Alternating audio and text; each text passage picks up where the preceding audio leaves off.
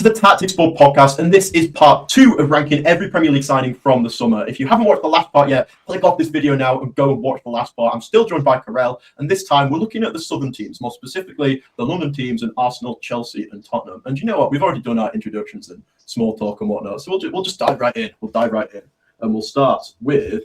We'll ease you in this time. We'll go for Chelsea first, I think, which leads us to naturally João Pedro. Oh, this one year. If you asked me this a month ago, I might have felt differently. Nah, pure. I think he has to go one word, pure class. Because the things I see from him when he does them, he's top. My issue, I don't know if you got the data and all this to back it. I just don't think he shoots enough, right? But that's exactly that. It's exactly that. But everything else, volume is. I can get you the exact numbers here if you want. So I had that feeling, I don't always check the numbers and the stats to do with something, but like I could tell when I watched them, I said, doesn't feel like you're shooting enough for your quality. Which was kind of my fear of when we signed him. I was like, you do consistently score double figures or in and around double figures, but you do like probably average like 50% penalties. So I was like, you're definitely not shooting enough because I know what you can do when you shoot, especially when you came to the Club World Cup and just first 2 games, bow, like serious goals. And then he gets to the Premier League season and he's gun shy. So he's pure class. When he wants to do anything, he could have been top tier if he had Ekitike's shot volume. Yeah. I think his season trajectory, right? Obviously, you watch more Chelsea than me. You know what you're talking about here more than I do. But I think he started really hard, didn't he? And then he dipped off a bit. And now under Liam Rossini, I think he's spiking again. Almost, I think he's looked really good recently. But just what you said on the shot volume, this is clearly a thing. You see in the data, right? He's only had 38 shots this season, which puts him in only the top 25% for strikers. And just with how much Chelsea have the ball, you'd expect that to be a lot higher. For example, if we look at, I think, who would you say? Ekitike is probably not a bad comparison to him. This is when Ekitike is lower now, and this looks like a non-point. But yeah, Ekitike no, he's not. Ekitike is at 54 shots, right? That's like considerably more for players who are put in similar positions to each other, I'd say, quite consistently. So like you say, his next level, I think, to be in that top category, he does need to start shooting more. He needs to increase the output, similarly to like we said to Ekitike, but he's doing it at high level already. Yeah, and I think that's why I probably have him in the second tier, because everything else I see him do in terms of like in build up and like ball carrying and interplay, like he's so good at football. It's just to be that guy, especially when we've had loads of spells without Cole Palmer. It's like I felt like he was going to be the one. So, and albeit I'm saying all this where he scored 9 goals this season. I'm pretty sure. I want to say no penalties, if I can't remember off the top of my head. So it's probably his best. I know this is his best non-penalty goal return. It has to be because he's not scored. No penalties. Right. So the fact that 9 goals, no penalties, your best like open play return so far in your in the Premier League. I'm here for it. But I just need for him to go to that top tier to hang with the Ekitikes to be in like the arguments with not arguments but like be considered in the next bracket after the Haalands and players of that nature. That has to improve. In February, we took him 34 shots. That's like that's poor, man. It's like what you'd expect from a striker like a lower mid-table team. Yeah. Like where we can say how many shots a game, right? How many games has he played? Let's look. Yeah, 21 starts, 25 games in total, nearly 2,000 minutes. So that's really poor. So he basically averages like basically 1 and a bit shots a game. Yeah, about one and a half, just over shots a game, which is for a striker that gets the ball in dangerous areas as much as João Pedro does. That is like inexcusable, really. It's so poor. And like you say, if he starts releasing those shots a bit more, I think you just see his output boom, and then you're talking about a top player, because the stuff he does away from shooting and away from being a striker in the box, similarly to Ekitike, I don't think anyone disputes that it's fantastic. Yeah, and it's like you see the goal he scored against Napoli, and you see the goal he scored in like the Club World Cup from like the edge of the box and around. I'm thinking like you should have the license to do that. Like we won't bat an eyelid if Cole Palmer does it. You should do it, because the other option after that is like Enzo Fernandez or Pedro Neto taking that shot. And I don't really want to see that too much. So it's like, yeah, he just needs to get that about him. But as a signing, I think he's still impressed me. General play, I know GA is what everyone lives and dies by because they don't watch football anymore. But if you actually watch him play, he's great. Man. He's a class player. I think something that I was really impressed by was Chelsea were really, really poor in this game. But just the second leg against Arsenal in the EFL Cup, I thought he was really impressive. Like he was the only player really that was doing a lot, but just the way he was holding up the ball, he was being a threat even against like these big centre backs Arsenal have, and I think that shows how good of a player he is. Right, the fact that despite not having optimal circumstances and his team not playing well, he's still playing at a high level. Yeah, and he didn't have much going on around him as well. No, that second leg. That's exactly that. Which is it speaks to our depth in the front line, which I'm sure we'll speak about even more so. speak about it now with Liam Delap. I don't know how you feel about Delap, but if you want, I'll start this one. I think we could be talking Rico Lewis here. I think Liam Delap plays how I think, obviously I'd be a lot worse, but stylistically, I think Liam Delap plays similar football to how I play. If you said, oh, you're going up front in this Premier League game, what are you going to try and do? I think I'd try and do similar things to Delap. It just feels Gyökeres to me, again, in this kind of bubble of players who are coming in to try and be similar to Erling Haaland, and that's not a good profile and they're not that good. You feel free to disagree, obviously, but that's where it's at. Right. So for me, I agree. At this point, I agree. The idea for me was, or at least what I'd seen early doors was, to be honest, he has a penchant for fighting with defenders, right? Nothing that we've not seen before in terms of like Diego Costa at the club, right?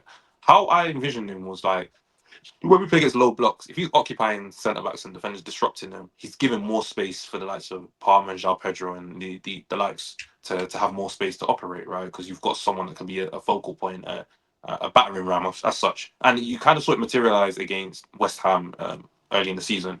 The issue is you lose Cole Palmer for all that time. You need a striker that's going to score goals and actually get involved in play. And it's like, why are you still spending so much time grappling with defenders rather than worrying about where the ball is and what you need to be doing with it?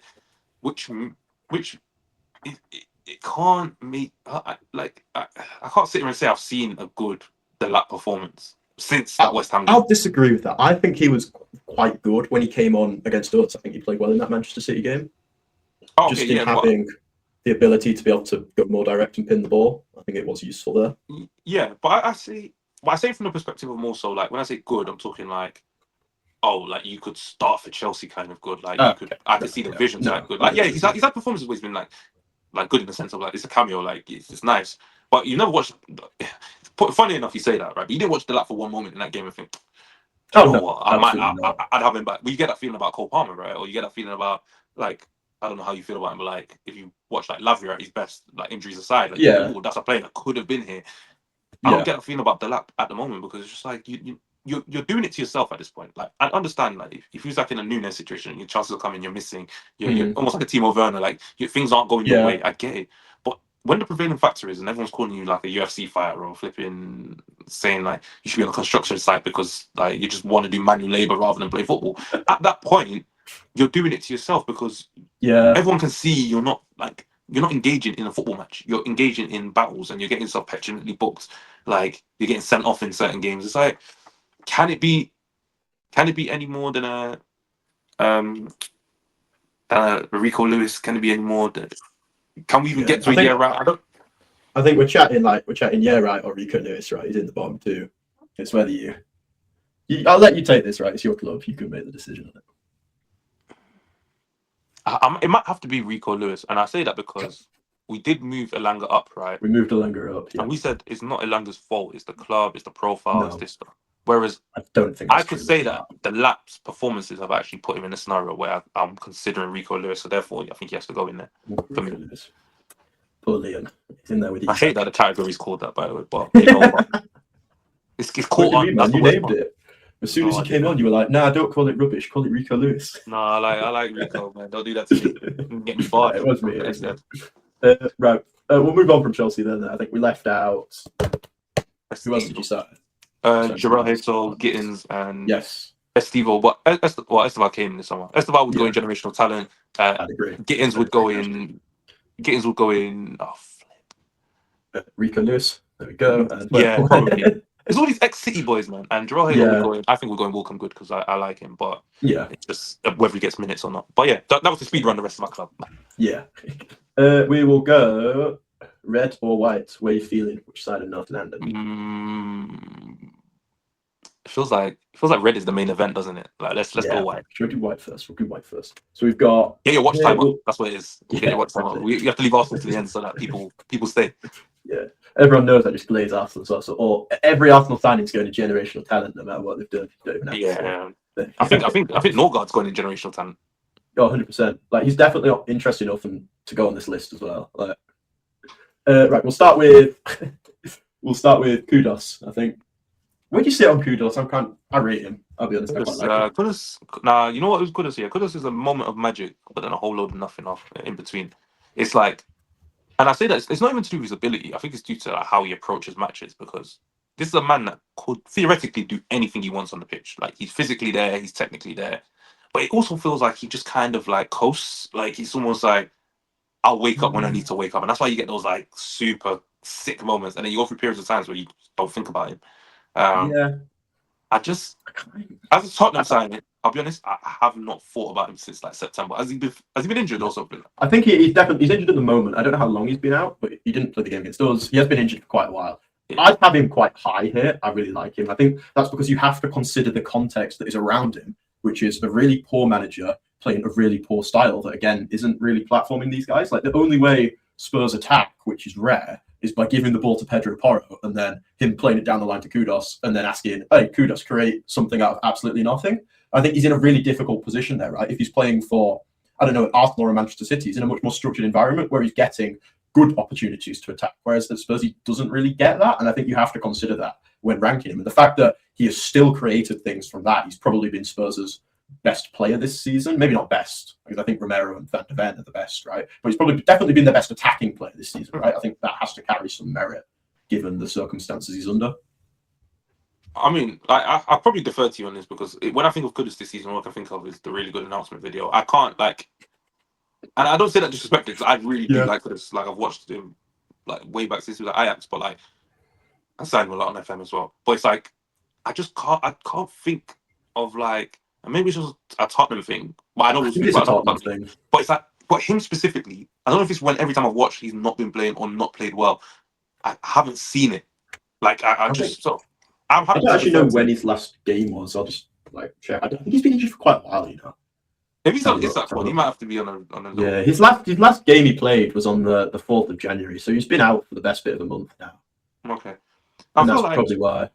yeah, But maybe I just can't think of anything. But obviously, and I don't want to slate someone that might be doing well, especially if in your eyes, if you feel like he's doing well. Like I haven't got I'm enough not. words. I don't think he's been amazing, but I think from what I've seen from him, given the circumstances he's under, and that's a massive part of it, I think I've been quite impressed. I think the majority of players put in the situation he's in would just do absolutely nothing, and he has been really the only decent thing for Spurs going forwards this season so far. Like, it has been dismal.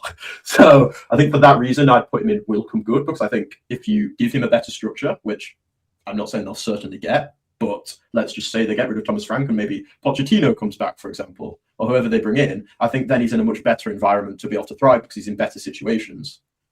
Yeah. So I think So where would you have him? Welcome good. Welcome good on the assumption that Thomas Frank leaves and the next manager like platforms him a bit better. I feel like we've got two different approaches to it, which I like. I think you look at the past, present, and future, whereas I look at like the current state in terms of like since the sign, which I don't think is a bad way of looking. I think that's two different ways to do it, right? I think with welcome good, I think it's about the future though, right? So I think you have to kind of factor that. But I base it on like so like even in this one you have done it anyway. But I always base it on like what I've seen so far rather than like what I've seen like at other clubs or previous to their career, which people see in part one. Go watch that by the way. Shameless plug. I think you have to factor in though, right? It's about like I think most of the players we've got in welcome good are guys that we've seen glimpses of stuff where you think, oh right, there is evidence here to support the fact that you could be a good player, but maybe it's just not there the majority of the time, and under different circumstances it could be there. Whereas I think the guys further down are players that we either think you're in perfect circumstances and you're still not really performing, or I just can't see it working in the future for you no matter what changes. Yeah, I agree. Because I think there's a difference between just saying, oh, in the future you will be successful because it's the future and I'm going to be a happy clapper, compared to I think there are things that can change here that would definitely make you a better footballer, which is why I put Kudos in welcome good. And I think similar things apply to the next guy, right? Xavi Simons. I don't know where you sit on him, but not having him. No. Why? I don't know. I just think it's probably not a good thing to say. I don't know when someone asks you why do you think him, but like, I feel like with him, yes, there's technical ability. There's he can produce a moment of magic, as you like people just saw in Euros against England and stuff. But I just feel like it's not going to happen at Tottenham and maybe not in the Premier League because I don't see where he fits. Like we talk about Florian Wirtz as a number 10, right? Yeah. Who's like I think otherworldly as a footballer in terms of technical ability, in terms of IQ. But then in the case of Xavi Simons, a lot of it's to do like when people rate him, it's to do with his goal scoring, to do with his like final third play. And I'm like, have you been given those keys ever? And you might have reputation, but is it also the fact that he's done it in low intensity leagues in terms of the Eredivisie and his first season at Leipzig? Even his last season at Leipzig wasn't the best. Like they No, were in the Champions no. League campaign where I think they won 1 out of 8 or something stupid like that. And it's not like he covered himself in He glory. dragged them out of that hole. Yeah, I Yes. don't think he's like. I kind of agree with you, but I also disagree. You get what I mean? Because I don't think he's got the potential to be this guy who's going to compete with your Cherkis and your Florian Wirtz. He's not that generational talent for me, and I don't think he ever will. I think that's a bit ambitious, but I also don't think he's anywhere near as bad as he looks right now, and that's because of the context of Tottenham. In the similar vein to what we talked about Kudus in, right? Is that he's not got the platform to perform at the moment. When you think of Tottenham, again with Kudus, I talked about how Spurs' whole build-up is let's give it Pedro Porro and he'll play it down the line to Kudus. Xavi Simons is a 10. He's not getting the ball in there because they've got no central progression at all, right? They've not got someone like Adam Wharton who can get on the ball in the middle and just go, there's a line-breaking pass, have that. They've got absolutely nobody that'll do that. And therefore, he's just not getting on the ball in good situations. It's kind of a similar situation to what we talked about ages ago with Florian Wirtz at the start. The fact that he's just not getting on the ball and he's got no one he can give the ball with and have those exchanges, which is where he thrives. So how do you expect him to do well in this context? I don't think he can. I see where you're coming from, and it's not like I totally disagree with it. But it's like when I think of what Kudus could be with the right platform versus what Xavi Simons is with the right platform, I see night and day in terms of level. Like, because what Kudus can do is create something out. He can create something out of nothing anyway. But if you put him in the right positions to receive the ball, you've got a player that's competing with the best of them in terms of the league in his position, right? With Xavi Simons, it's almost like I feel like his ceiling at this point is being a really good cog, like third, fourth, maybe fifth best player in the team, rather than like the premier or second. Whereas I could see Kudus being like the face of Tottenham, the same way he's the face of West Ham, and that's where I differentiate because like with Xavi Simons, there's a lot of, and I say we romanticize him a lot because of a lot of us watched him grow up, like from the little boy in Barcelona with the massive afro to the boy he is now, the man he is now. Sorry, and it's a very talented player, but the trajectory everyone had in their head for the boy that was at Barcelona versus the one that's currently at Tottenham, who realistically you could say had 2 seasons back to back, where in theory someone should have nibbled and went and got him. He signed permanently for Leipzig, hoping that when he does leave at the end of that season, that he's going to the creme de la creme. And it was between a Chelsea who's signing anyone that's under 23 and a Tottenham, which already led me to believe, okay, a lot of big teams are turning their nose up at you because the fee and all that stuff. Like, it was a decent amount, but it's not like crazy for someone with his level of experience.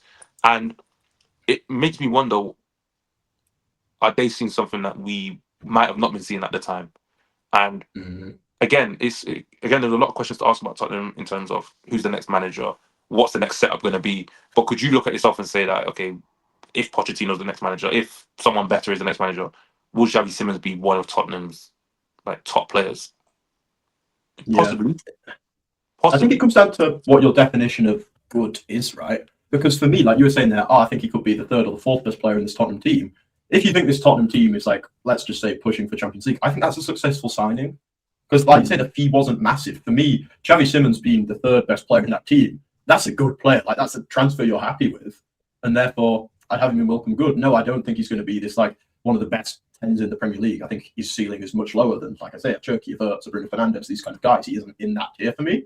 But if he's the third best player in the Tottenham team, that's a good player. Like, I think like even when I was thinking third, I was thinking about like attackers. I forgot about the defenders as well. But it's like either way, it's one of those situations where maybe because I don't see what that his highest point is going to be, that I just can't really see him as much more than he would be in that really middle ground of like and will come good. Like that is genuinely. I don't know if you watched the City Spurs game, but that's tilted my viewpoint for me, because I think before that I'd have agreed with you that yes, I think he could be good in the right system, but we've seen no evidence so far to suggest anything positive. But I think in that game where Spurs did, in the second half at least, go against what they'd normally do under Thomas Frank, they opened up a bit more, played some more expansive football, which allowed them to get Xavi Simons on the ball in dangerous areas more consistently. I thought he was fantastic, man. Like, he was consistently creating big chances, having an impact of the game that we haven't really seen him do before. And I think given the right platform similar to Kudus, I think he could be that guy relatively consistently. But this is where I'd say, like,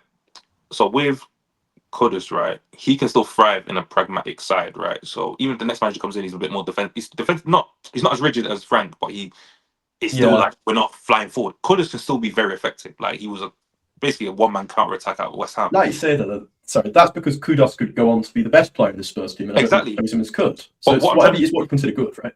but this is what I'm trying to say is like, if a next manager comes in and he's pragmatic, can Xavi Simons still step up his level rather than like you're saying, for, when it's open, when the game's open, he can go and do it. Maybe Yeah, if you played on the Ange, like we'd be talking about a different player because maybe it's it'd be like real. it's Yeah, gone oh right. But if with Kudus, I gave it grace because it's like if they change their build up, set up a little bit, and yeah. not major tweaks, but just get him in a little bit better positions, he can be deadly.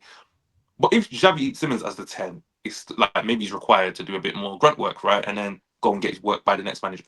Could you see him still taking that step up, which would then determine if I'm having him in will come good or yeah, right, because it could be more of the same or it could be that. But I could go to will come good just because there is enough technical ability in there to make it make sense. But I would say I so far think I'm not having him. I will say to your comment of could he come good under a pragmatic manager? I'd say yes. I don't think the issue is the fact that Thomas Frank's pragmatic necessarily. It's the fact that the build-up is absolutely atrocious. Like I said before, it is Pedro Porro, winger. That's it. Nothing goes through the centre. And when you've got Xavi Simons, who's a great midfielder, playing in the centre off to the left, he's just nowhere near that build-up. And I think if you have another pragmatic manager, you assume the build-up gets better, right? Maybe they sign kind of a progressive passing profile to play in that DM. You then get stuff that goes through the middle still, even though you're pragmatic, which will allow him to get on the ball more. And I think he'd improve significantly because of that, which is why I'd still probably go would come good or will come Yeah, I good. think it's yeah, it just comes down to what I realized doing this is that a lot of players don't thrive in chaos.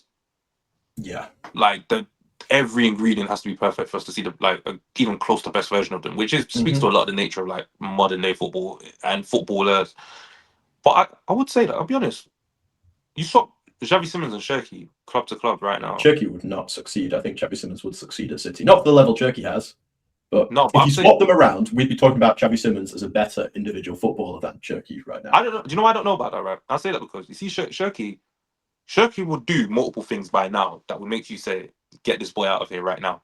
Like he shouldn't be here. Not that he'd be having a great like we're talking about like this guy's rivaling per 90 numbers with Bruno Yeah. and all these guys. Like, we're not talking about that level. But you would have felt by February watching how he is going. This guy's actually way too good to be here. Like you need to Yeah, I think get that's this man. probably You would true, sack a actually. manager on the strength of like how good he's been and how bad the team's playing.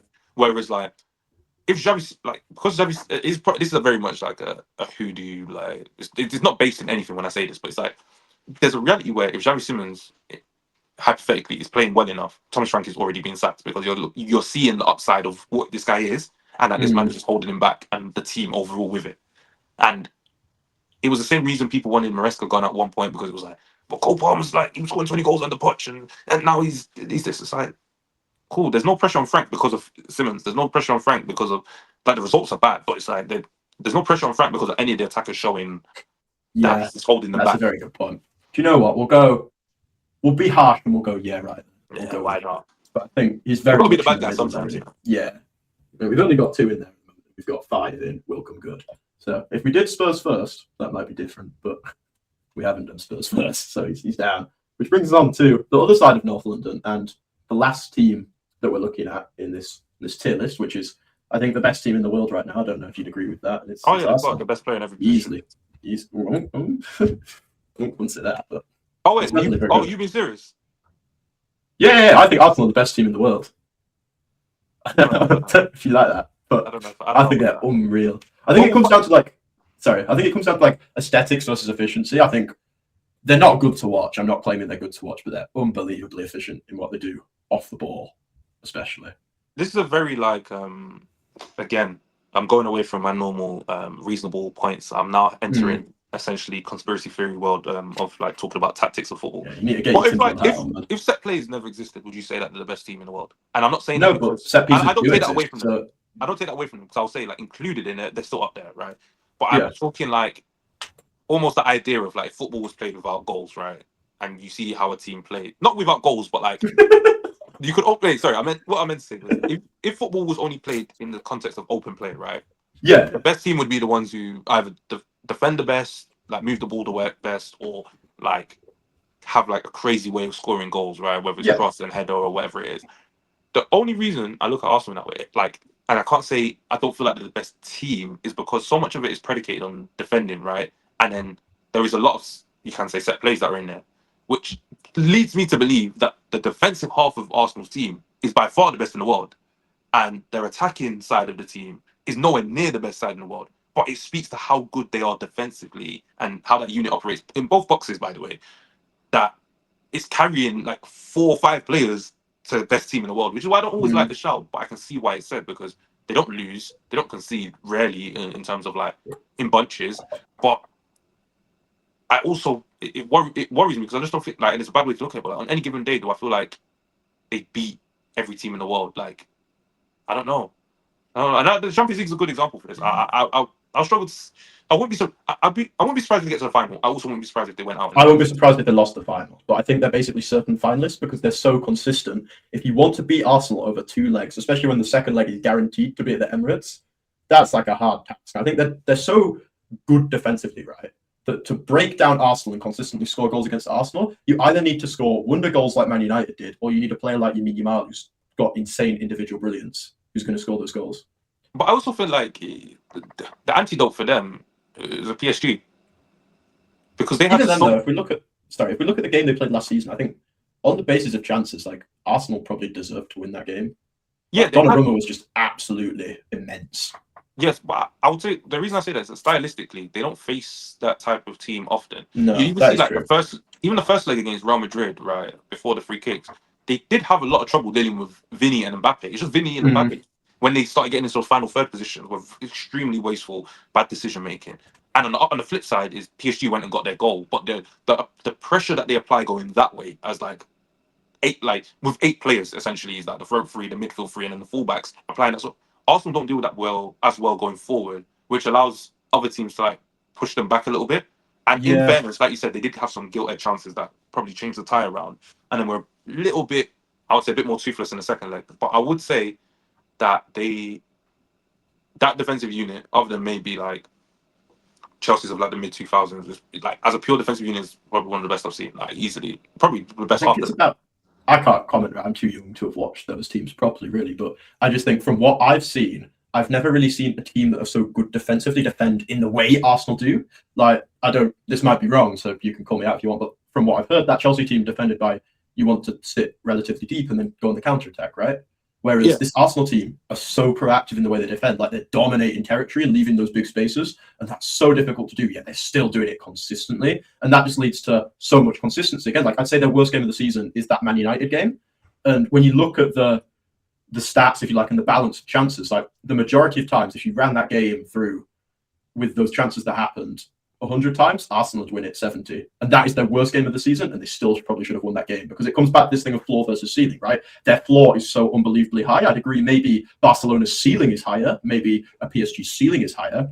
But Arsenal, in terms of consistency, are just going to give you like an 8 or a 9 out of 10 performance every single time I think because the floor is so high. I feel like I'm just going into like these like hyperbolic like statements, but like there's also the thing of like where you can be a great team between like August and March, and then Yeah, it could that is make it true. cost your season. And it's not like, and Arsenal fans will always, and we'll understand this because we both like watched our team win like countless trophies. Yeah.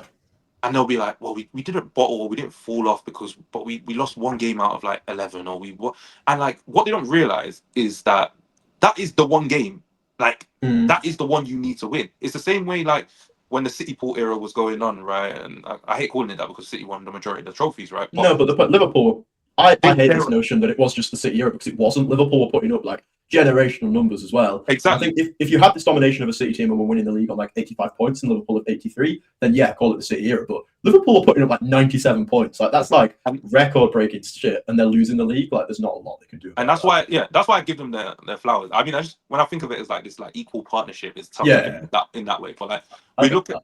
but when I look at those teams, right, and I see teams are winning 18 games in a row, they're winning 17 games in a row.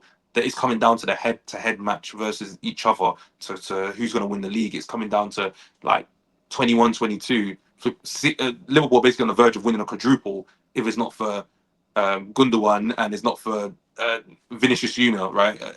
In the final, they win a quadruple, and then the following season, City do. And we talk about those points totals, 97s, 90s, Centurions. Arsenal haven't broken 90 points, so I can't look at them in that. And there's nothing wrong with not breaking 90 points, but when the standard bearers are 90 points teams, it's hard to be considered with the same reverence as they would like to be, because they look at themselves as almost like the best. Like that, if you ask Arsenal fans, right, and they'll basically tell you they're the best to never do. And I would say, like, even if you want to asterisk the COVID title that Liverpool are by far, and I say by far, the best team to never do. Like to Yeah. not win titles Well, on two equally, occasions. right? If you want to look at those eras and compare them, I don't think you really can, because this City, we talk about this City and Liverpool team like, oh, that's what the normal best team is like, but that's not. They're like freakish examples of arguably the two best Premier League sides ever, right? So to say like, we're talking about, on performance, yeah. To say Arsenal aren't at that level is like, well, they don't need to be at that level to win Premier Leagues. But they do, though, right? Because if we can use, I keep asterisks in Liverpool's titles, but like if we take last season out of it, because neither of you were in the title race at that point, right? It's like I look at 22-23, 23-24, and I say, right, cool, you were very good. Like you did everything. Like in your head, you did everything you needed to do, because like in the stretch, you didn't really drop points. I think obviously 22-23 was naive and stuff.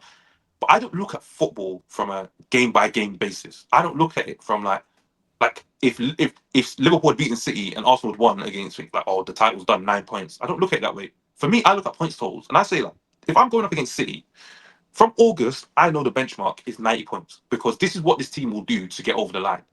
So when I see Arsenal finish the season on 86 points, 89 points, I'm like, you fell short of what it is required to beat a City team. If you get over 90 points and you don't win the title, you listen, hands are up. And I said this to, I think it was 23-24. Guys were saying, yeah, but it was just the Villa game. I said, no, like, you need to look all the way back to when you drew back-to-back games to Fulham and Tottenham in the North London derby. You dropped those points there. Those are 4 points that would have took you over the line. And they're like, but how can you account for that, Darren? I said, do you know what you're dealing with? This is Manchester City, by the way. Like, this ain't Leicester.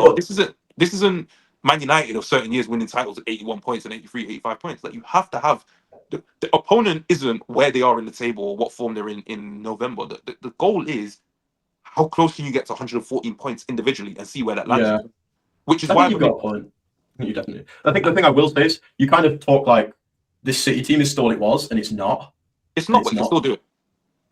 I don't think it can. You guys did the same thing. We slipped too much. 2024, you guys did the exact same. I know you. Wait, was it 2020? Yeah, it was 2024. They all blend together, man. I don't know, honestly. That's really bad. Seasons, there were points in which City fans turned around and went, yeah, it's Arsenal, so we're accepting it. It's done.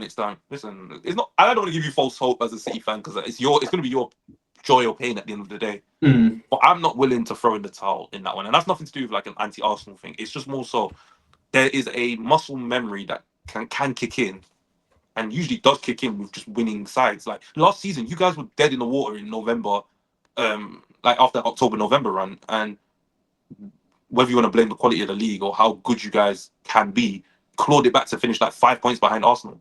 At this point, you're 6 points behind Arsenal. That is a 2-game swing that in the last stretch you've just got to lock in. It's just a lock in.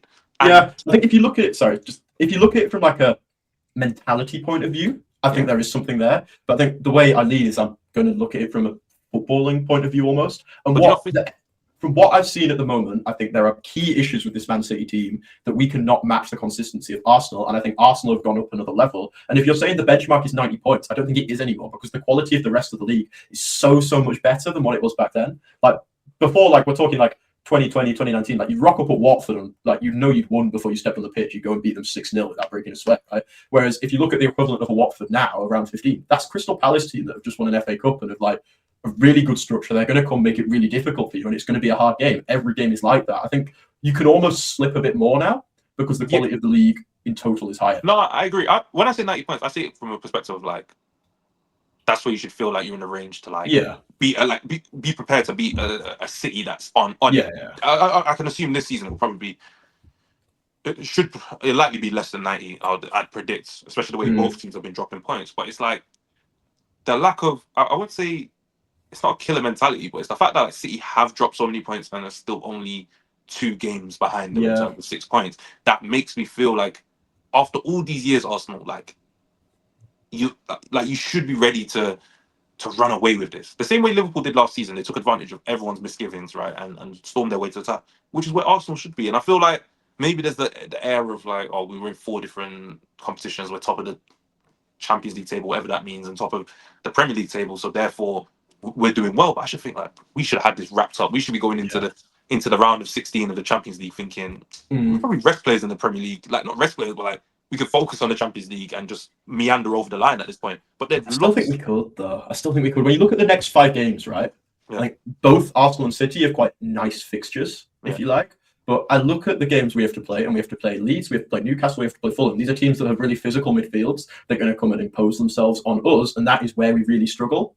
Mm-hmm. And it's like Arsenal don't struggle with that. I back that Arsenal win at least 4 at bare minimum. I'd probably put my money on 5 with those easy games because they're just so consistent now. Whereas I don't think we do. I think we'll drop points in at least 2 of them. And I think in 5 games' time, we're looking at a league table where Arsenal are like 8, maybe 9, 10 points clear. And at that point, I think that's done.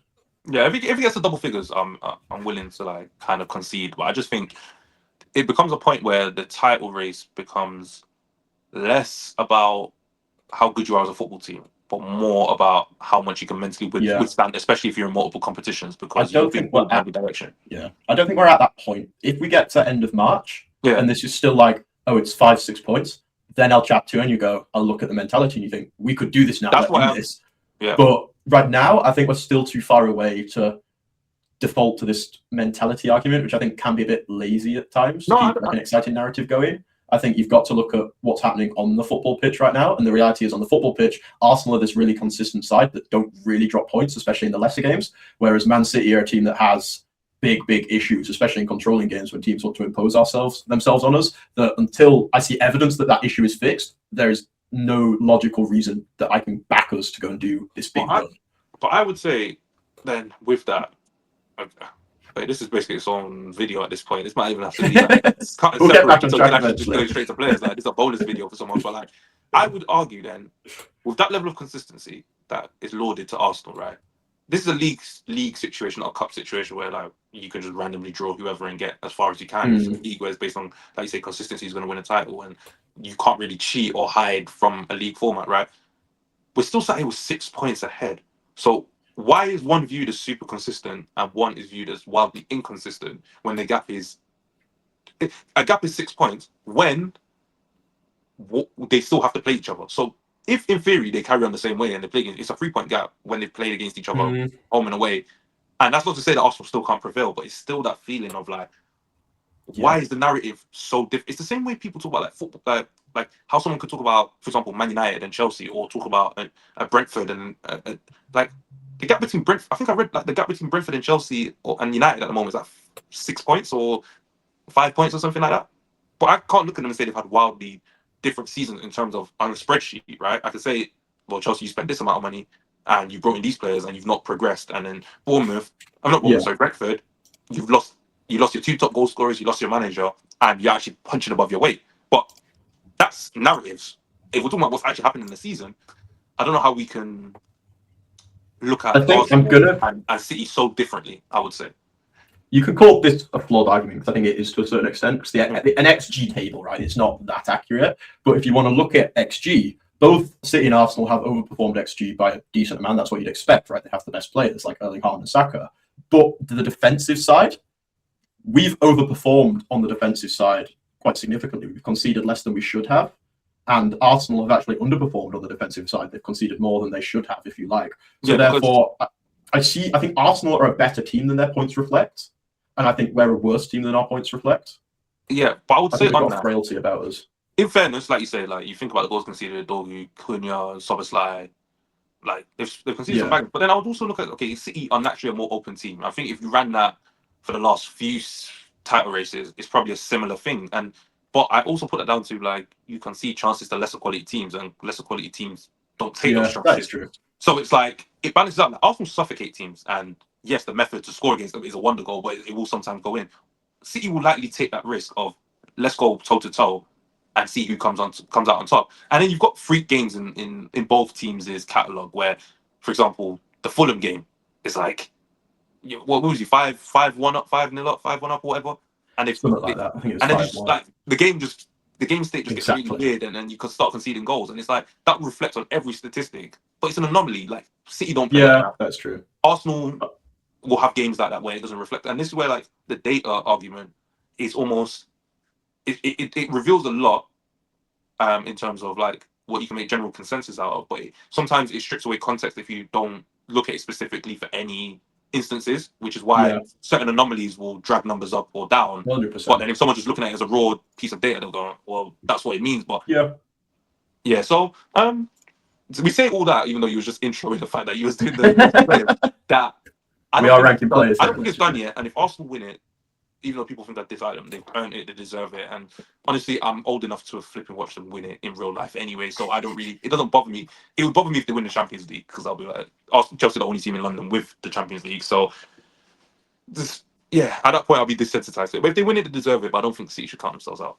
Do you know, that's what I will say. I think Arsenal are my favourites for the Champions League just because I think they're certain finalists for me. You I think just they do think this. a double though? I think they could do the quad, man. I don't think they will do the quad, but I think out of any team we've ever seen in this position, I think Arsenal have the best chance of doing the quad because I think they just don't take risks. Their floor is so low that maybe in the FA Cup, I don't think they will win the FA Cup because I think they can have the odd game where they lose. The Champions League from now on, I think they could lose in the final. I think they're definitely in the final because I can't see over 180 minutes of football a team beating Arsenal unless they just get very, very lucky. Because I think Arsenal's floor is so high, the only way you can beat Arsenal is if a Barcelona have a peak performance 2 times in a row, which I don't think will happen. I'd say hard disagree, and I hard disagree on the merit that I think Liverpool 2022 is the best team I've seen in this position in terms of I think defensively they could get through games, but the level of firepower they had, like it was dark. And considering they lost that quadruple on the strength of essentially a freak goal by Real Madrid, where it was a cross come shot type of thing, back post sneaking in, Trent sleeping, Van Dijk not covering, but ultimately battered Real Madrid in terms of Courtois' like man of the match performance. I know City have faced that type of performance against Real Madrid before as well with Courtois, and then the league title on a game that had nothing to do with them in terms of like Villa and City. Like Villa didn't end up doing them a favour. Arsenal, in terms of if you look at it from the perspective that yes, they're top, they finished top of that table, on top of this, they were top of this table at this point in time, is no different to where Liverpool were this time last year, which is the club like you know, they won the whole group stage. They could have won it unbeaten. They chose to play the kids against PSV. They were top of the Premier League table. By the time they'd lost to PSG, they'd already been knocked out by Plymouth in the FA Cup, been knocked lost the final to Newcastle, and then lost to PSG and had one trophy left. It's a very hard thing, and you know, like you've done the treble, I don't think they the will win the domestic quadruple. treble. That's not what I'm saying here. I think they have the best chance I've ever seen anyone have still, but that's still insanely low. Like so many things have to go in your favor to get that. And it's why it's the same reason. Like I think predicting cup winners is impossible because so much can change in a moment like that. And I think the Champions League may be slightly easier to predict than like say an FA Cup because it's 2 legs. I think that risk and those moments is mitigated slightly, but it's still impossible. I don't think it's even just that. I think naturally the Champions League makes teams play their best players regardless. Like many teams that are in like other leagues that are, let's say, less competitive and they're way ahead, like your PSGs and at times your Real Madrids or Barcelona, would literally rest players ready to go and play in the Champions League. Whereas in the Premier League, you're not afforded that as much, which is why I think Arsenal balances out a bit. Yeah, Arsenal are in a precarious position because they didn't. If they had accumulated that gap ahead of City, right, they could go into like different match weeks and just go, do you know what? Okay, this one we're gonna play these guys because Champions League we're gonna go gung ho. If we lose this Premier League game, we've still got and they win, we still got like 13-point lead or a flip. Do you not think they can still do that though? So I kind of like if we look at the next 5 games, I'm working on the assumption here Arsenal maybe go 2 more ahead. Let's just say at a minimum. I think at 9 points they have elite squad depth. Like I think they can still rotate quite significantly and win games. Fine. They could, but then it's like the other side of it is I feel like with teams as you get closer to the end, right? And it's probably only been a thing again now, is that survival is actually something teams have to think about now. For the last few years, when all these 3 teams were coming up and going back down and basically relegated by March, right? There was a thing where there's like, a lot of teams had nothing to play for. So when you're in a title race, it's not like this team's going to do you a favor because they don't really like they're playing for pride, but they don't really care because their season's done. Yeah. Whereas like this season, because of where West Ham are at and like that little resurgence they're having, and the teams that are like only 3 to 9, 10 points ahead of them, which is a big swing when you're not winning games, is I think that will give it a bit more oomph, like going into the like even Wolves. Wolves is not an easy game now. Like teams can beat them. Like Chelsea went 2 penalties and a screamer, or not screamer, but like a really well taken goal. But like I won't sit there and say like, oh, playing Wolves was easy, and they're basically they're buried. So it's like like you said, the level of competitiveness of the Prem's It's got now. so much higher. Now So much this higher. season it's almost like 1-20. It used to be like 1-17, and then like the bottom three. Yeah, I they're think finishing. Burnley are Burnley the only team. Wolves have been like really unlucky if we want to talk about XG. Like the XG table here, again, it's not fantastic, but it has them outside the relegation zone. Like Wolves have conceded 12 more goals than their XG. That's ridiculous. And whether you want to call that bad goalkeeping or unlucky is up to you, right? But the point is, Wolves aren't conceding like insane amount of chances. West Ham have conceded more XG than Wolves. So have Burnley. I think Burnley are the only team in this league that I'd say are bad. Yeah, I think everyone else has that could be a difficult game. Because I'll even use like I watched Wolves against Arsenal. They gave a good account of themselves, and like they could have left with points or a point. I watched Wolves against City, and albeit it was one-way traffic for the most part, right?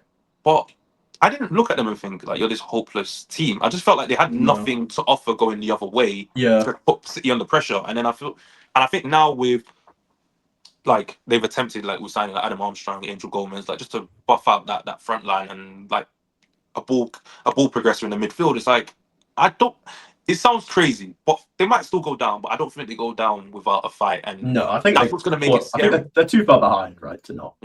What we saying? Yeah, they're on 8. Nottingham Forest to a 17th. They're on 26. Like they're not clawing back an 18-point gap. But I could see it being like 10-ish. Yeah, they'll win. Like I think they'll win like another like 3-4 games this season, Yeah. and then like it won't be the hapless like they're gonna break Derby's record type of vibe it was before, and which is why like the whole depending what fixtures fall around those Champions League so games, important, and that comes back to for another reason why I think Arsenal win the league. Man City have this awful week around. Assuming we get to the Champions League quarterfinals, we would play Chelsea. In fact, we'd go back a week further because we're in that final. It'd be Arsenal in the cup final, and then maybe a week or two later, Chelsea, the Champions League quarterfinal first leg, Arsenal, the Champions League quarterfinal second leg. Like that is horrible. And it's whether you look in that situation, we then prioritize Champions League or prioritize Premier League. But I think that could change things. I think that it depends who you get in the quarterfinal. That will 100%. Determine how I feel. But with the new Champions League format, you're basically guaranteed a really difficult game there, no matter where you finish. Yeah, there's no redraws, is there? Nope. I think is it decided now? We can have a look quickly. We'll end the Arsenal conversation after this and continue the Arsenal conversation with ranking players. I think we've dragged on for 40 minutes now. Was that about? Did we speak 40 minutes about Arsenal? About Arsenal, yeah. I think so. Oh, that's its own video then. Yeah, maybe. You can just if you ever use it, you can just actually just put it on your own clip or. Right, what am I doing? Champions League draw. Oh, Mike. We have got. Is this it? No, that's not it. It's horror finding the one from this season. Right. I've got. Here we go. Oh wait. So I've got it as well. That's not right though. Surely. So wait, you play Arsenal Bayern in the. Wait, no, that doesn't make sense. I don't think that's right. Oh wait, no, sorry. That's what it says. No, I think we did. No. So we've done it. I think we've looked at it wrong. It's like because you can go on either side of the draw depending who wins the playoff or something. Right. Okay. So we don't know yet. But the point is, I just look at the teams overall and just think whoever goes through, like the probability is really high. You get a really, really good team. Yeah, I think Real Madrid in around the 16, isn't it? Exactly. And I think with Real Madrid or Inter, which both difficult games to get. But like the probability that you get like a Borussia Dortmund or something like that in the quarterfinal now, I think used to be like, oh, it could happen, whereas now it's rare.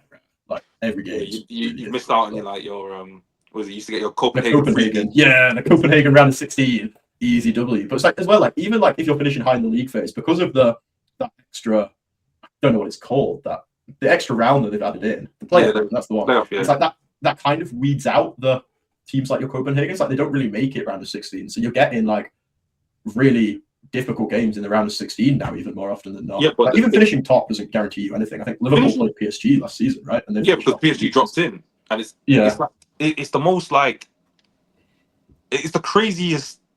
I think like even Chelsea have to play like either like I think it's either PSG or Newcastle. I think if you finish like 5th to 8th, I think you're basically guaranteed to play a really good side. Because for me, I think in Europe right now, I'd say there's about 12 teams that you look at in the Champions League and think, you're really good, I wouldn't want to play you. And only 8 of those can finish in the top 8, right? So that means 4 of those teams are probably going to finish 8 to 12. Right? So if you finish 5th to 8th, you're going to get them more likely than not, and that's a difficult game you don't want. Whereas I think Liverpool were unlucky to get PSG last year because PSG was so far down, because I don't think people realise the consequences of being really far down in the league phase, which evidently aren't very high because they went on to win it, but still. But they're deservedly so, because they were terrible the first half of the season. Like, yeah. So to be fair, I think Arsenal will have like Dortmund or Atalanta or they something. Will have the easiest run you can have. They're 16 games nice, and then because they finish top of the league phase, every round they get the second game at home, which I think is a big factor in the Champions League. Yeah, which Liverpool had against PSG, won away and then flipping lost at home, and so we'll see.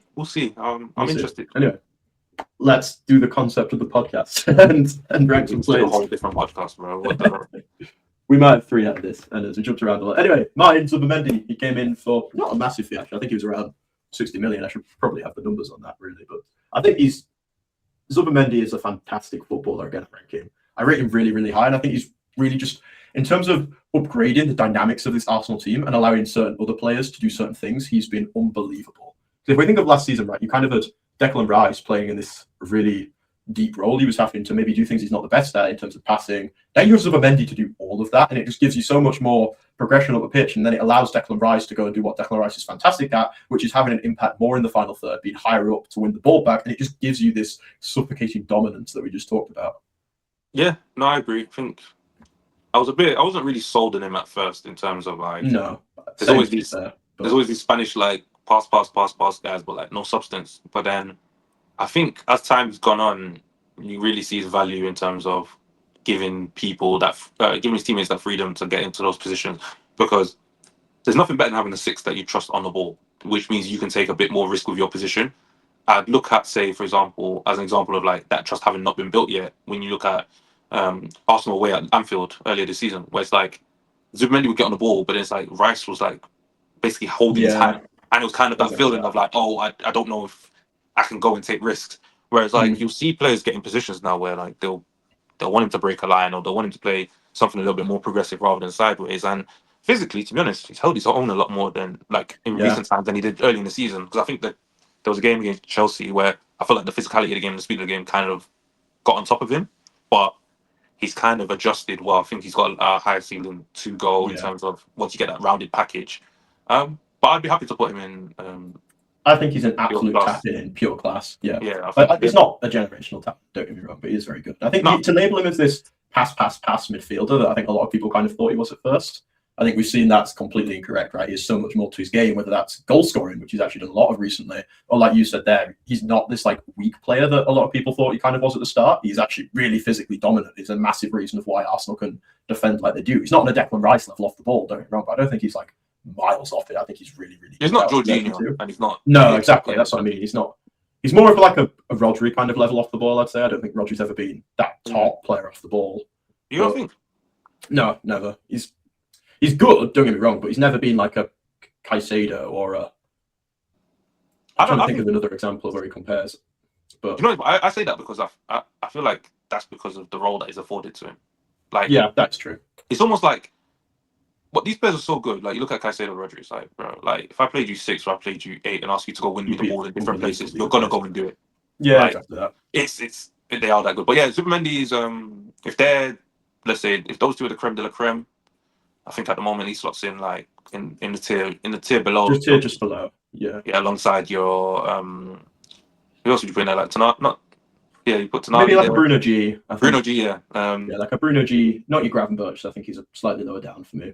But maybe like your Bruno G, maybe a Kimmich, I'd have in around there as well. I think he's on that level, right? I really feel like Liverpool missed a trick by not signing Zubimendi and having 100%. I think really missed a trick as well, right? Yeah, but it's like, I feel like because they were linked to him like a year ago, and it's like, you have Zubimendi and you have Gravenberch, right? That is a combo. I like that. Like, because I feel like with Gravenberch, I think in certain games he's too restricted for what he can actually do with a football. And then he's asked to do too much defensive work in terms of as a lone 6 type 100%. Player that he's not built for. Which is why I could predict when we spoke about Liverpool and PSG in the Champions League, I said, like, look at that 3 in the midfield. And then look at the Liverpool 3 and look at Gravenberch. You're saying he's the best team in the world. They're gonna like put him in a place that he doesn't want to be. And then when it was the flip side, when it was the flip side in the Club World Cup, I told everyone, I said, Chelsea are one of the teams that can beat PSG on any given day. I was like, why would you say that? I said, look at the midfield profiles. You cancel each other out. It's simple. I remember, this is going to sound like you'll do a HMRC on this and go, yeah, right. But I said to my mother before that Club World Cup final, I think Chelsea will win this quite comfortably. And it's my biggest regret ever is not doing that video. Because I remember Stumpeg said it. And after that, obviously, she's a much bigger name, but it was clips. Oh, Stumpeg knows so much ball. I wish I'd have made that video. Do you know what it's like? You'll know you watch a lot of football, but it's like you don't even need to watch a lot of football once you've got like an innate understanding of what can happen on a pitch and the people that exist on that field of what could happen. It's like you said, if you run a simulator on certain games, like 8 times out of 10, this team can beat that team. And it's like I always look at football matches for the most part, starting with the midfields because I look at them both. Yeah, it's the most important area of the pitch. Right? Like if the game's going through here, what's going to happen in there? And it's like, yeah, most of the games we predict that one midfield can dominate the other, and then that game. Yeah, and that's it. Like if the Chelsea and PSG midfields are cancelling each other out, or like Chelsea's dominating it, then that means those fullbacks have no opportunity to go like high and wide for no apparent reason because they're not gonna have the ball the way they think they're gonna have it. Leave the space, man. You should have made the video, and I should have made. I should have made the video. I was scared with my team in it, but I was like, I did. Yeah. I told there's a bunch of people I could call and say like, what did I say before that game? They'll tell you. They'll say you said they were gonna win. Yeah, but it's exactly that, right? I think this is why I did like Champions League power rankings with Rupak a few weeks ago, and I think I had Chelsea a lot higher than them. And my logic with it is, I think on their day, your midfield is so good, Chelsea can beat any team because you can compete in the midfield area, and for that reason, I rate you quite highly in the big games. I think where Chelsea struggle more is about finding the consistency against those lesser teams almost and breaking down into the blocks where maybe you don't have the quality to do it. Beating Barcelona and then dropping points to Karel. Yeah, it's exactly that. And it's kind of why, just from a Man City perspective, I'd be quite happy with Enzo Maresca if he came in. Because I think he's a coach that he knows how to coach these big games and he kind of understands the dynamics of that. I think his issues have come, like I say, against the low blocks. And I think if you come into Manchester City, we have more individual quality in the attack that'll drag you through that a bit more. Yeah, absolutely. So, yeah. Absolutely. I agree. Anyway, we'll go. Do you want to go? Yo, we'll save it till last. We'll do Eze. We'll do Eze. Main event can go to the last. It'll work out. Where do you sit on Eze? I don't see it fondly. Yeah, I'd completely agree. And I think it's more of a. I don't understand why Arsenal signed him. I don't necessarily think it's an Eze problem because we come back to this usage like we were talking about earlier, right? It's if you don't know what usage is, basically, I'd go and watch Sincere FC's video on it now. But it's basically what percentage of a team's possessions are ending with that player, basically how involved they are in the attacks, if you want to simplify it. And at Crystal Palace, Eze was this like extremely heliocentric player, right? Everything went through Eze. And he thrived in the big spaces because that's where Crystal Palace were played. He was great at maybe dragging a team up in transition and then picking the right moment. And that is just not how Arsenal play at all. I think they brought him in to play this left wing position, realistically, but he's not this heliocentric player that's on the ball all the time. He's playing in the tight spaces now instead of the big spaces. Just stylistically, it was not a match at all to what he was successful at Crystal Palace. I think to bring in a profile like him instead of going and getting someone that's more similar to Bukayo Saka to then replicate that on the left side is just a major blunder for me. Yeah, no, I totally agree. I think that signing him, was a statement in terms of the PR, was a statement in terms of like the culmination of his career journey, which was amazing, like scratching up clawing to get to the top. But like if we're looking at it from a football perspective and a squad building perspective, it makes absolutely no sense because unless you are willing to demote Odegaard for his sake, it wasn't going to work. You look at the profiles that they've set up on both wings. It felt like the left hand side was more for the runners, the right hand. The left hand side was more for the runners. The right hand side was more for the creators, the dribblers. That's why you got Noni and you basically have Noni, Saka, and Waneri as right wingers, and then Trossard and Gabriel. Who Trossard is better on the ball than people give him credit for, but it's still that idea that he can get in behind if needed to. Whereas it felt like a mishmash. Like he's there, but what are you actually getting him to do? Because I don't look at Eze as like the intricate, like who's going to cut in and just like play like this lovely like pass in behind the back four. And yes, he can shoot from distance or get on the end of things, but you're not really putting him in positions to do that. And I look at it as another like opportunity wasted from Arsenal in terms of like you could have allocated those funds to maybe a Semenyo who I think Semenyo was the tap in, right? It was the banker, the one. That they were saying. I think even at that point, maybe that's a bit harsh because he just come off one really good season, so maybe you jump in the gun a bit. But I just think like to not go and get like a Bradley Barcola or maybe even less than that, a Rodrigo, and instead go with Eze it's mental. Which is why, like, that's what I'm trying to say. It's like it's not Eze's not Eze. When you put those names there, like, in terms of, you could have gone for this and this and this. Yeah. Eze's not at the bottom of a totem pole in terms of the No. other the other teams with needs that you could turn around and say Eze is far and away one of the premier players this team should sign, right? But then it's like you look at, let's say Man City is always lauded for like signing extravagantly or expensively, right? And even they, to a degree, might have looked at Eze because he's one of those players that's available, but then turn around and go, well, Shirky's there, or like, let's forget Reinders, Shirky, and try and build this team in this way rather than go and spend all this money on Eze where we might not have a place for him. And Arsenal did what people have said they should do, but did it in the wrong way, which is like, oh, just sign a player because he's good. Like, don't overthink it. If there's anything we know from if there's anything we know from like life in general and more specifically football, is that you don't listen to what the maths people think you should do when you're a specialist in an area, because the maths people are normally very, very wrong. Like, it's like group thinking, isn't it? It's like you shouldn't really subscribe to it. But I would look at it twofold and say, like, what was the thinking behind it, and what was he supposed to be, and also was Arteta actually involved as heavily in terms of the recruitment of this player, or was he told this is the player you're going to get, rather than, because I'm looking at names like you've got Barcola, you got Rodrigo, you got Leao. Even if you want to push back 6 months a bit earlier, Kvaratskhelia was on the market. There's been a plethora of left wingers, Semenyo, like that have been ready to move on, and you've opted for a player that's not a winger, that has played in this like awkward kind of like 2-10s formation. Yeah, albeit massive moments, FA Cup, like delivered all that stuff, but that's not the one that's going to take you over the line. Which speaks to how good Arsenal are, because they've misstepped in that department, and they're still great. Still great, and like, and the signing they got more flack for that made more sense to me was signing Noni Madueke, which I don't think he's the best player. I don't think he can. He's a role in that squad, though, right? He's the ultimate. I don't think he's the ultimate, but I think profile-wise, he fits. They got it spot on, and I think there's probably a bit of hubris maybe on Arteta's side. That's like, I think I can turn him into the player I want to turn him into. But a slight alternative from Saka, a different type of chance creation, and a type of profile that can thrive in different types of game states, whether it's a low block or an open game. Whereas with Eze, it's like he's so different to any winger you've got, and your captain is basically your quote unquote number 10. So like, you've signed a marquee player to essentially sit him on the bench and hope that he does things when he comes on and plays. I mean, the Tottenham game was a highlight, but we haven't seen those sort of things either side of it, you know. No. So I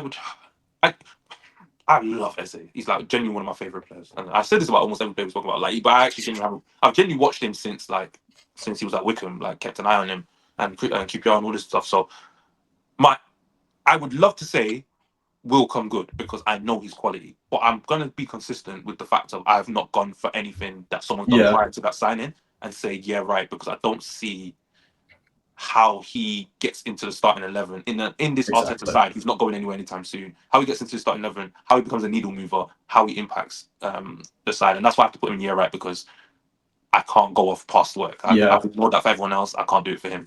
I mean, that's exactly it, right? I think the way I've kind of measured will come good is the fact that, can I see something that's going to change in the future that's going to elevate these players? And like you say, Arsenal are thriving. Arteta isn't going anywhere. Realistically, there's not going to be a major change in this Arsenal team in the near future that's going to elevate Eze to a high level. And for that reason, I don't think we can really assume that he will come good, even though I'd agree with you that he's a fantastic individual player. It's more a transfer that's maybe gone wrong, not because of the individual, but because of poor recruitment and profiling. I think it's like, this is what everyone thought the Grealish transfer was. And I say that from the perspective that Grealish was actually good in his first season, right? And the treble winning season one. Like, he was a serviceable, and times pivotal player in the team. But he actually had a role in that team that you can argue he either didn't make the most of or did just what was expected of him, or however you look at it. But he was serviceable. Whereas with Eze, it's even, why I say it's worse, it's because there's no entry point into the team. We're not going to sit here and say that Martinelli and Trossard are like two amazing players, but it's like, because you don't fit what this team does, you can't take their share. Odegaard is the skipper, so you can't get in that team unless they make the bold decision to drop their own captain, which I don't think they're going to do. Right? So it's like, this is the one where it's like, I don't know how much it was, 70 million or something. That it's kind of just gone down the drain for an impact sub. And this is again, like if Eze or any people are ever listening to this, me and TTV, we're saying that that's not. We're not talking about Eze the player. We're talking about the setup of Arsenal to platform him as for the next stage of his career, which was never going to happen. And I think a lot of on both sides, I think a lot of sentiment went into this transfer where it's like there's so much about being an Arsenal fan. There's so much about Arsenal being a family club and welcoming their home. Like it was almost like PR on both sides, not enough, and feelings on both sides, but not enough. How does it look? Because Eze was on the brink. Yeah. Like Eze was on the brink of like, you have a good year, people are going to start saying you might have to start in America. It's now looking like if he was He's left even off in the list, squad. does anyone bat an eyelid at this point? And it's I feel for him, I do, because you're not going to turn that down. If you had two job offers, one was from City and one was from Aston Villa. Aston Villa wouldn't be the comparison. You're Or going to Newcastle, City, right? You're going to go City because you want to say, like, I'm not going to miss the opportunity to go and work with my club, right? Yeah. But Newcastle might have been the better opportunity for you, to go and work in a building. So I don't blame them, but it's just it's a yeah, right. But and the reason it's probably not a Rico Lewis as I did with like Elanga is because to be fair, he's probably made the most of his role in that team as much as he can do. I think in the end is what we did. We moved Elanga up to Yera. Yeah. So I think when it feels harsh when it's not really their fault. I think what would have been better almost if we go back to Xavi Simons was if Eze went to Tottenham and Xavi Simons went to Arsenal. I think they're both much better fits there, and we'd have both seen them thrive a lot more. I thought it was going to be honestly, like, and this is not me like putting Eze down, but I just almost felt like Palace to Arsenal would have been too much of a leap anyway in terms of like you've gone from a team that's like bottom half to a team that's like right at the premier elite of football that play a completely different type of football, that face a completely different type of defense in terms of a lot of low blocks that you would have never faced before. It's too much of a shift. I was almost thinking like, and maybe his age doesn't help, but it was like I was thinking, all right, maybe he's due to go to like a Villa or a Newcastle. Like, it seemed to be like the staple names, but like let's say a Villa or Newcastle, go there a year or two. If you're really, really still at it, they'll come and get you. But then it wouldn't have worked because he's like, what, 26, 27? Yeah, precisely. You'd have to sign a 5-year deal. Right. When you want to do a transfer, I think when you want to do a transfer, right, United have been great at United, especially even under Amorim. I think that's the perfect role for him, right? I think Eze instead of Cunha is a better side. I'd completely agree. But I just think like the things you think about when making a signing, for me, if I had to pick out the three most important things, it would be, does the usage match up well? Does it stylistically match? And is he going to be able to play a similar role? And I don't think any of those things are true with the Eze signing, which just makes it a really weird option, especially because like I consider Arsenal a team that are fairly good with their signings normally. So to go so rogue with that one, like follow the emotion almost and follow the PR, I think, it's bizarre. And I think you could apply the same to the final man we're ranking after 3 hours, 20 minutes. Finally, the main event, Victor Gyökeres, Mr. Timberland Boots. I think we both know where he's going, right? You want to say it or do I? I'll say it. I name the category. He's going in Rico Lewis. I'm renaming it, man. He's going in Victor Gyökeres. That's what he's going in Victor Gyökeres. He's going in Victor Gyökeres. That's his own. Honestly, I don't care that he's got 8 Premier League goals. I don't care that he scored in the Champions League. I honestly don't care. This guy is not good. And I'm going to hold my hands up because this is the first time I've actually said it out loud. I made a video and I had to wait until his name was mentioned. Right? I made a video in the summer. I got one of those lab mics. And I'm glad I no longer own it because I think it possessed me like the black Venom symbiote did to Spider-Man, right? Because I sat there and I said, yeah, people are doubting Gyökeres. He's levels above TK. He's levels above Sesko. And I knew I didn't believe it in my heart of hearts. I wanted to put the marker down here to say, let me say this so that when it happens and he's scoring goals again, that it's good. But I just realized this guy is like everything they said about Chelsea Lukaku. He is. He is, yeah. And they both scored goals. Like even the goal he scored against who did he play over there? Sunderland. Like you see the way he's controlled and he has to slide to finish it. I'm like, this is not the guy, bro. I think there is like a bit of just to play devil's advocate here. I don't really believe this, but there's an argument to say like he's kind of done to a certain extent what they brought him in to do. Like he is this, they brought him in, right, to be able to beat these mid-table teams and have someone who can score those goals. And he's scoring against them. But the goals he scores as well, they're never like meaningful. He's kind of just like, if Arsenal have won 3-0, you bet Victor Gyökeres has scored the one to make it 3-0. Like he's never, I think that they call it game state changing goals. Which like he's never scoring that type of goal. He's never scoring in the big games. He's just completely absent. Like his whole thing at Sporting, and the reason why I said this transfer would probably fail, ages ago before they did it. It's just because his whole thing's physicality, right? He bullies centre backs physically. He's going to run in behind because I'm more physical than you. I'm faster than you. And then you put it into the Premier League, the most physical league in the world.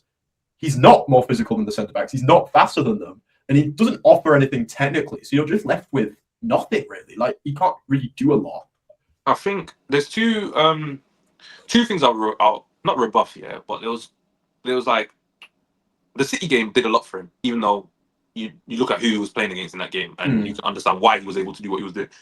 The Arsenal game didn't do much against for him in terms of how he was dealt with, handled, and bullied, like by the back four and Gabriel. But if you think about that City game, like he was playing against Simpson Pussy. It's like an academy graduate. Like this is what I said at the time. Like I remember people in the comments going, "Oh, he's got a hat trick against City," but he hasn't scored a hat trick against Josko Gvardiol and Ruben Diaz. He's got a hat trick against, I think it was Nathan Ake and Simpson Pussy, or it was maybe like Bushinov and Simpson Pussy. It wasn't a strong centre back partnership. Again, it's the centre back who's maybe not fully developed. They're not Man City level, that's for sure. Who you can bully physically and run behind, and that's exactly where all his goals came from. Arsenal are not a team that like.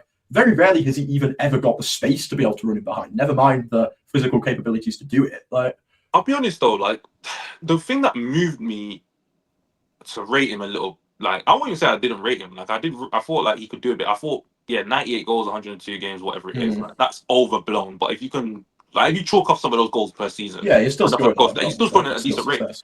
The thing that impressed me that I used to see was like the ball would land to him in the box, and he was good at like shifting and just shoot, like whether it's shooting through bodies or just finding where that far corner was. Yeah, you could get his shots off quite. You could get his shots off, and then it's like he gets hit, and I don't know if it's because of the intensity. Doing that in the Premier League though is a different thing, right? Exactly, because the intensities that are there.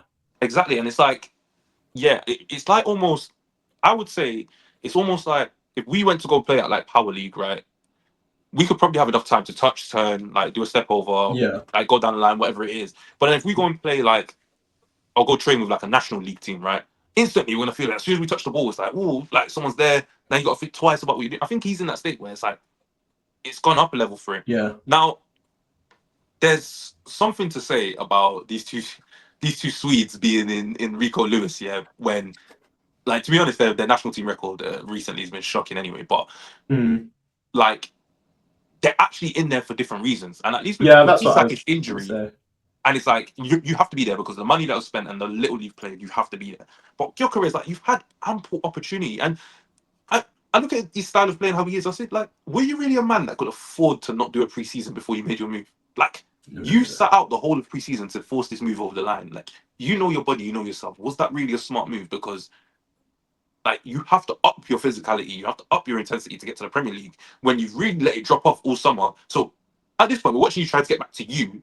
But then you is not enough. You've got to get to Premier League level. The difference is you look at Gyökeres, who sat out all summer, and it's not his fault. It could be politics, it could be whatever. He has his right to do what he has to do to get his transfer.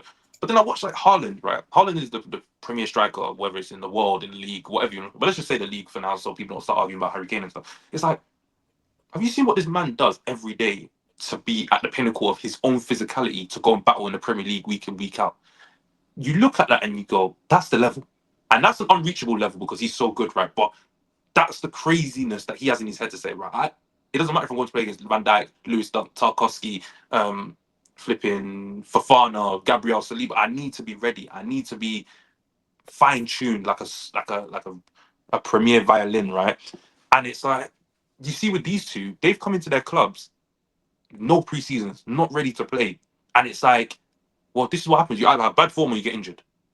Like, which I think, not due to them personally, like I said, everyone has the right to do what they have to do to get their moves, is the consequence of doing such. And I think we rightly, when we factor everything in, put them in the place that they need to be. Because these are two players that signed as marquee signings for their clubs, all prepared to play football.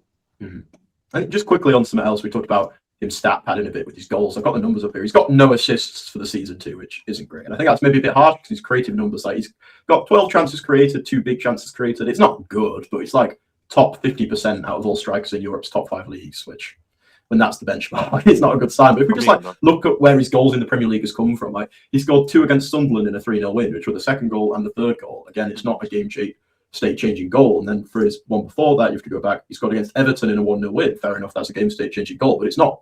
I remember the goal; it was rubbish. Like, and he's not doing this consistently. Then he scored 1 against Burnley in a 2-0 win. He scored against the second goal. Scored 2 against Leeds United in a 5-0 win. No, I can't see that. I just remembered what it was against. I assume so because he only played 45, right, which is the second half. So, but then he scored 2 against Leeds United in a 5-0 win. He scored 1 against Forest in a 3-0 win. Like, he's not scoring in these big games. I think he scored at the opener all. against Forest, if I remember correctly.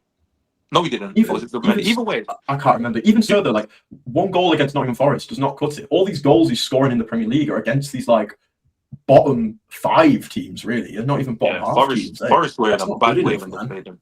Forest were in a bad way when they played them. That was the Angier, right? They were terrible. So it's like he's not scoring important goals. Sunderland, this is a Sunderland that have like dropped off from where we saw them in like October, November. Naturally, and I think that was natural because even when you looked at, they're similar to Aston Villa, Sunderland, in terms of like their underlying numbers were always really, really poor. It's just they're massively overachieving at the attacking end of the pitch, and I think naturally that's come down to a level where, you're now in relegation kind of form.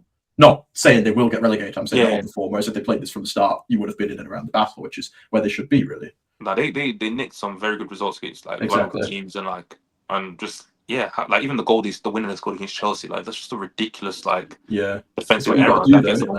Yeah, but it's but to say that about Gyökeres, I have a theory. I don't know if people believe in karma or believe in like those sort of things. I don't necessarily, but I do in this case. I think when Victor Gyökeres decided to pick up the ball and take that penalty against Leeds, when Max Dowman was on the pitch to become the youngest goal scorer in Premier League history by a mile. I think football, like the football gods or karma or the universe, just turned around and said, we're not giving you anything.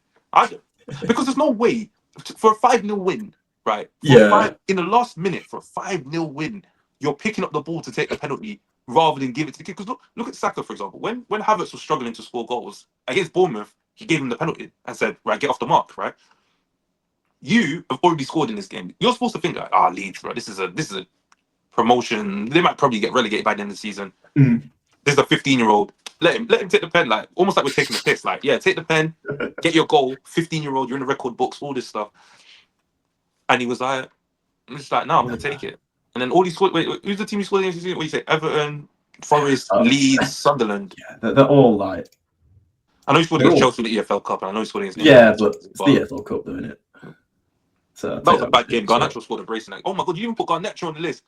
Put him in Rico Lewis too. Bro, he'd be in his own tier. If we're honest, I don't know how you create tiers on the thing I'm losing, but we've got Rico Lewis is Isak and Delap, right? Then we've got Victor Gyökeres, and then we've got Garnacho in his own tier. And that's maybe harsh on Garnacho because I think he could come good. I think he's got that quality. No, man. Maybe. Not the quality, but when you look at this is TBL's thing, and I kind of believe it as well. When you look at the things he does, he has the potential to just go boom. Do I think he'll go boom? Absolutely not. But he could. No. This TBL propaganda. That's my guy. This TBL propaganda of Garnacho is the reason why I've got a headache right now because I believed him all summer. I believed him. He said, "Oh yeah, if you look at Garnacho's numbers, he shoots a lot, which means and he gets shot creating actions." I said, "Right, okay, cool. I believed you on the spreadsheet. Now I'm gonna watch you with my own 2 eyes. This is not a good footballer, man. There's nothing like. There's actually nothing he does well, like week to week, as consistently. Like there's some players you could say, do you know what? He's not the best off the ball, but you know what? He can play a really good splitting pass. Oh, he's not the best at this, but he can shoot. He can finish. He doesn't finish well. He doesn't shoot well. He doesn't dribble. He doesn't run in behind. He's not like rapid against like fresh legs. He doesn't do anything, and I don't. Actually, this is why like the data thing pisses me off because I sound like the talk sport lawyer, but why it pisses me off is because numbers can look great, right? Yeah. But you have to trust your eye to a certain degree. That's telling you something because. What a number could tell you is what someone potentially can do, right? Versus what they're doing right now.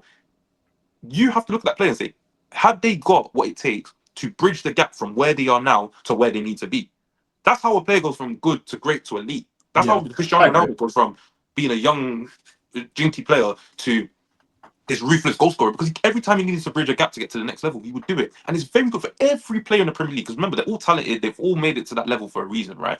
We can all think of reasons like things that they could do to go to the next step, the next stage, that next highest team. Their one-to-one coach can tell them what they need to do to get to the next stage. But can they physically do it on a Saturday at 3 o'clock when it's me? I'm not going to ask you to do it on the 12:30 on Sky or the 5:30 on TNT or Super Sunday or Monday Night Football. I don't need you to do it. Just do it Saturday 3 p.m. when no one's watching. Can you do that? If you can't do it, then I don't want to hear it. I'm sorry.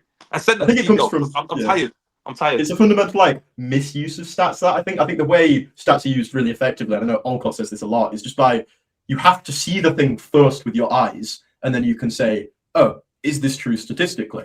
And if it is, that means that's probably a thing. But you can't do it the other way around, right? You can't look at the stats and go, oh, that's a thing, because this says that. I think you have to verify it first with your eyes, and then you have to be able to verify that with the data. Exactly. I agree. I think it's like all too often we're trying to predict. We're trying to move like computers, right? Where it's like we're running simulations through the numbers that we're looking at. Like we could do that through ChatGPT and say like based on this, what do we think this player is going to do next season? But it's like for me, when I look at a player, for example, we spoke about João Pedro, right? And I said we said, oh, he doesn't shoot enough, right? But him shooting more because of what we've seen, we can kind of say, oh, it will lead to more goals. We don't know how many goals more it would be, but it's like we know he can because he's got quality in doing it. Mateus Cunha taking 62 more shots isn't going to get him double the amount of goals he's got. Or he could, but it's like, but in what context are you shooting? If you're shooting anytime you get the ball or wherever you get it from, it's not going to add to anything. And that's where, because TBL, I'm not even saying to call him out, but like he's used this for two separate players, which is Garnacho and Noni Madueke, right? So, but who can be good players in theory, because when you see them a lot of the time in the final third, they're trying to make a goal happen in some form. Yeah. But it's like, can you do the thing that turns it from like good idea to like whoa, what a goal, or like, you put us 1-0 up, like what a guy, But I think we've gone actually the road for him to go down, if I'm being honest, is to find like the Raheem Sterling like back post like arrival method, because he's almost useless at like facing up against defenders. Like I've not seen him like beat anyone like consistent. I'm suffering here. Like you've got Shirky, you've got Foden, you've got Doku, you've got Semenyo. Bro, we've got Savinho. God. Yeah, he's like your 6th choice winger. Like Savinho at Chelsea, if he was right-footed, could start for Chelsea. You're forgetting our wingers are like Garnacho, Gittins. Yeah, that's true. Modric. I'm trying to add Garnacho to the list here just to put him in. Did you add him in? I'm trying. I just downloaded an image and it's like a weird file format. I don't even know how I forgot you insisted, but then you just triggered my memory right at the end. There is the outcome of 3 hours and 40 minutes of discussion. We'll start from Rico Lewis. In Rico Lewis, we've got Isaac Delap. And in fact, we'll add in the new tiers. We can't add them in because I don't know how to do it. But in the tier below Rico Lewis is Victor Gyökeres. And in the tier below that is Garnacho. Yeah. And one above, and I'll let you do your thing again. Yeah, right. We got Cunha, we got Elanga, we got Chevy Simmons, we got Eze. Then in Welcome Good. Eze. Apologies, Eze. You know, if he's watching this, I'm sure he'll be good. Somehow I highly doubt he watches the Tactics Board podcast and gets this is a man that plays chess religiously, man. So I'm sure he'll find you at some point. Then Welcome Good, we've got Gianni Randers, Sesko, Watamede, Kirkes, and Kudas. And then in one word, pure class. We've got Cherky, Mbumo, João Pedro, and Zubamendi. Then the generational talent, 2 Liverpool boys, which is weird considering the season they've had, but Ekatike and Wirtz. Is there anything you'd last chance to change something before it gets used against you for forever? I mean, I already said I didn't agree with Wirtz being there. But I've lent to it. I'm leaning into it with you. Hugo, of all the signings, I think is fair. He's been the best signing. I feel like if we were to rank it on like signing, like actually like rank it in terms of 1 to however many we've done, 20. I think we'd land on a similar order in terms of like I'd probably end up with like I'm only going to use the top 2, right? But you'd probably go like Hugo. I didn't agree with Wirtz, but like let's say I went Shirky next. João Pedro, Zubamendi, and Burmo are interchangeable for me. And then Wirtz I think would be at the bottom of one word, pure class so far. But really, wow. Like in terms of like overall impact across the season. No, I'm not saying taking down. I'm saying like they would still be like the top 6 signings of the players available. And then I think like because we haven't ordered them across, like it looks like certain players are like really being bracketed with the others. But, like, Cunha's probably like rightly so right at the top of right. But then someone like who did we put in Welcome Good, but we wasn't sure about? Was it? I'd do if we were going to order it, the Welcome Good. I'd do something like I think Water Mayday was a bit Tajani Randers is a bit I'd probably do that. Would you agree? Yeah, I think because I think it was Randers because I said like I've seen enough to not put in right. Yeah, I think here you group. I'd probably do this. Just because I think Xavi Simmons possibly could have another level of him. I think these 2 are kind of interchangeable, right? And then these 2 are kind of interchangeable. And then I think this is right as well at the bottom in order. I'd probably do that. I was going to say Delap versus Gyökeres is actually a flipping argument, I'll be honest with you. Yeah. It's actually... But yeah, no, I like that. I think Yeah. we've done all right. I mean, people are gonna tell us they hate us and then we should go, unalive ourselves because And we've then someone will threaten to like set your house on fire or something. But that's part of the job, man. It's part of the job. Oh my god, you didn't put this player that doesn't know about my existence in a higher tier. Oh my god, go end your own life. Like, come on, bro. Yeah. Right. That's a podcast. Or that might be 2 podcasts. It will be 2 podcasts. Or it could be 3 podcasts. Could be 3 podcasts. Because it is 3 hours and 40 minutes. That's a long podcast.